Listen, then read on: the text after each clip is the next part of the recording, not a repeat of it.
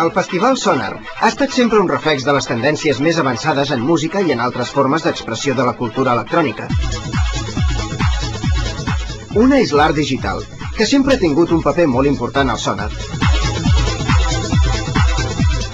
El arte digital se considera esencialmente como obras digitales, obras hechas por un ordenador, y en general se distingue del vídeo porque tiene un grado más o menos de interactividad.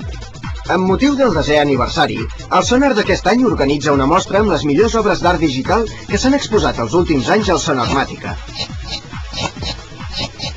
Uno de los cambios principales en los últimos 10 años en el campo de arte digital es efectivamente el abandono del soporte de CD-ROM en favor de un soporte indistinto, digamos, sobre todo distribución por red.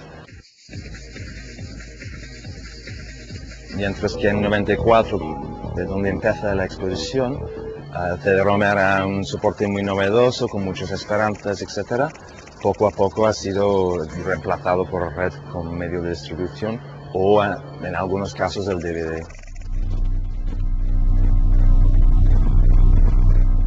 Aparte del soporte, otro gran cambio que podemos destacar en los últimos 10 años ha sido el pasaje de la obra como cerrado hacia la idea de una obra mucho más abierta, y la obra no tanto en fin en sí, sino más bien una herramienta para o disfrutar o para crear para el público.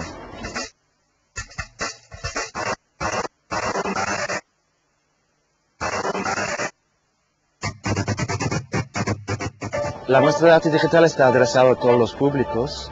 La mayoría de las obras son muy lúdicos y no precisan ningún conocimiento de informática ni nada de simplemente de ser curioso y tener un interés por la interactividad y por los juegos.